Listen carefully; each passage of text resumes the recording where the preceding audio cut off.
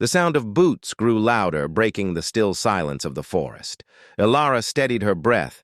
Though her body ached with every movement, her eyes narrowed as she prepared for whoever stepped through the brush.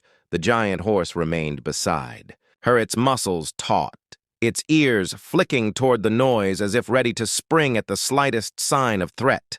And then the first figure appeared. A man in dark clothing emerged from the trees, his rifle slung across his chest and his gaze sharp and suspicious. Two more followed behind him, their boots sinking into the damp soil with steady rhythm. These were not rangers or allies. Their uniforms bore no insignia, only worn fabric and weapons, carried with ease that betrayed experience. Ilara recognized them at once as poachers, the very kind she had been tracking in these mountains before she fell into the abandoned snare. The lead poacher froze when his eyes fell upon her, standing battered and armed only with a knife, and then his gaze slid to the massive horse looming over her. His face twisted with surprise, then greed, for he saw not just a ranger in distress, but a prize in the form of the enormous beast beside her. He muttered something to the others, and their laughter echoed coldly through the trees. Ilara tightened her grip on the knife, though her strength wavered. She knew she could not fight three armed men. Her only hope was the animal that stood by her side. The horse pawed the ground as though sensing the intent of the newcomers, its breath loud and steady, its stance protective. Ilara realized the bond had grown beyond coincidence. The creature had chosen to stand against every danger that had come, and now faced a threat greater than wolves. The lead poacher raised his rifle slowly, not aiming yet, but testing the reaction of the ranger and the horse. His lips curled into a mocking grin as he called out words dripping with arrogance. He spoke of the worth of such a beast, how many buyers would pay fortunes. For something so massive and rare, Ilara's stomach turned with fury, for she knew their greed would not stop until either she or the horse was gone. The horse snorted loudly, stamping its hoof with such force the men flinched despite themselves. Ilara seized the moment to step forward, knife raised, though her hand trembled. She shouted back, warning them to leave while they still had the chance. But the men only laughed harder, their rifles lifting higher until the threat became undeniable. The forest itself seemed to shrink under the tension. One of the poachers swung his rifle fully into aim, his finger brushing the trigger. Ilara felt her chest tighten, her mind racing with the certainty of what was about to happen, and before she could move, the horse surged forward in a blur of power, its massive body covering the ground between them with impossible speed. The men staggered back in shock as the beast reared high, its shadow swallowing them whole. The lead poacher fired the crack of the shot, splitting the airbirds exploding from the trees in fright. Ilara ducked instinctively, expecting pain, but none came. Instead, she saw the horse twist mid-rear. Avoiding the bullet as though guided by instinct, the shot tore into the bark of a tree, spraying splinters across the clearing. The men cursed, fumbling to ready another round, but the horse was already upon them. Its hooves crashed down, forcing the poachers to scatter. One fell backward, dropping his rifle into the mud. Another scrambled to reload his weapon, his hands shaking as the towering animal bore down on him. Ilara gritted her teeth and lunged toward the fallen rifle, kicking it farther out of reach before the poacher could recover it. Her body burned with pain, but adrenaline drove her forward. The poachers regrouped, circling warily around both ranger and horse. Their greed tempered now by the reality of what they faced, yet they did not retreat. Their leader barked orders, his voice sharp and commanding. He was determined to claim victory, even if it meant blood. Ilara knew the confrontation was far from over, and that her survival depended on the choices she made in the next few moments. The horse snorted again, its eyes flashing with wild determination.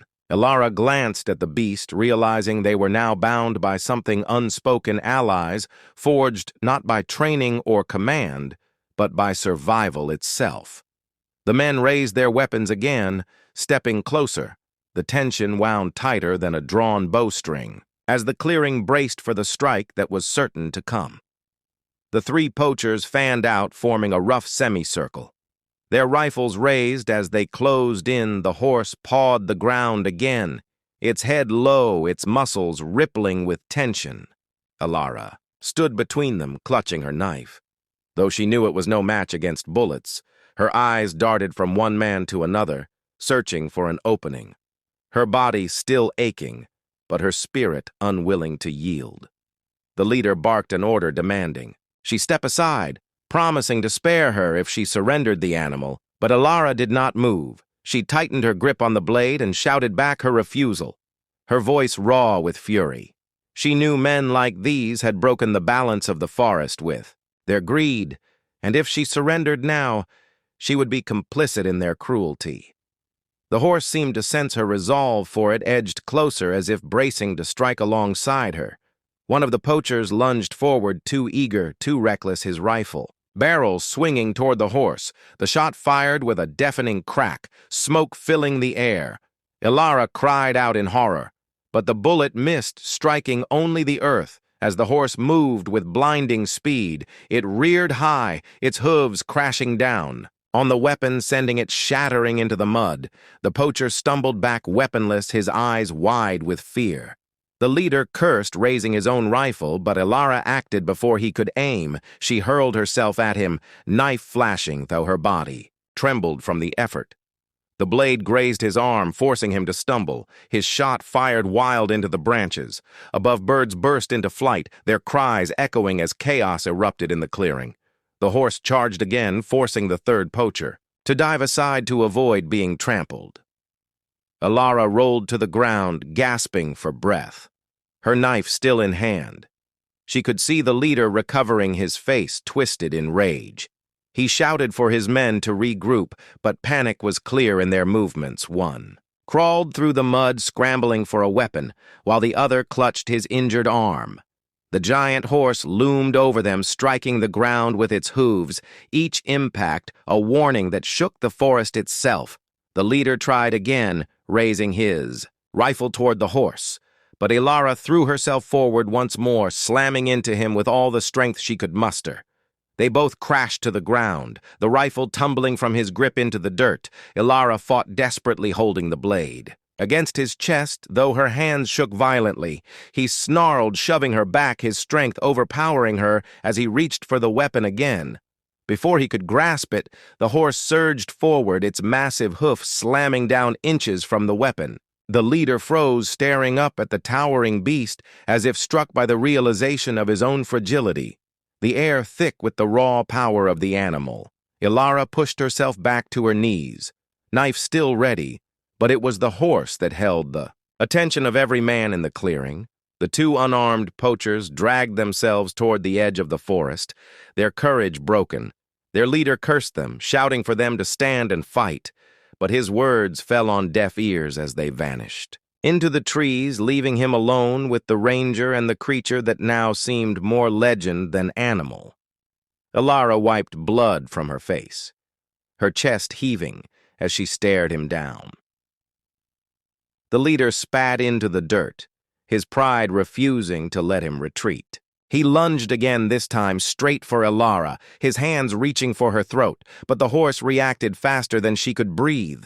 Its body swung sideways, and its shoulder crashed into the man, sending him sprawling across the ground. He landed, hard, gasping in pain as the knife slipped from her hand and landed beside him. Alara scrambled forward, seizing the blade again before he could reach it, her arm raised though her strength waned, her eyes locked on him, her breath ragged. She did not strike. Instead, she pressed the edge against his chest, forcing him to freeze. The horse stood above them both, its breath heavy, its eyes burning with wild intensity as if daring the man to move. The forest fell silent again, broken only by the sound of the poacher's shallow breaths and the steady rhythm of the horse's lungs.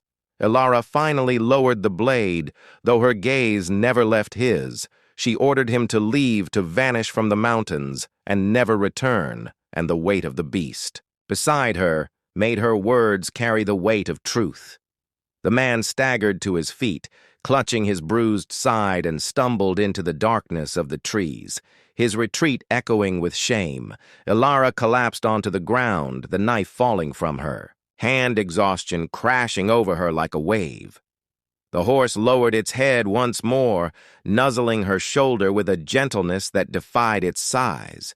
She reached up weakly, resting her palm against its muzzle, and for the first time since the fall, she allowed herself to breathe fully. She realized the bond forged in danger had become something far greater than survival. As the first light of dawn broke through the canopy, the giant horse stood silently at her side like a guardian carved from the earth itself. Ilara closed her eyes against the warmth of the rising sun, her body battered, but her spirit unbroken, and she knew deep down that this day would mark the beginning of a story that no one who heard it would ever believe.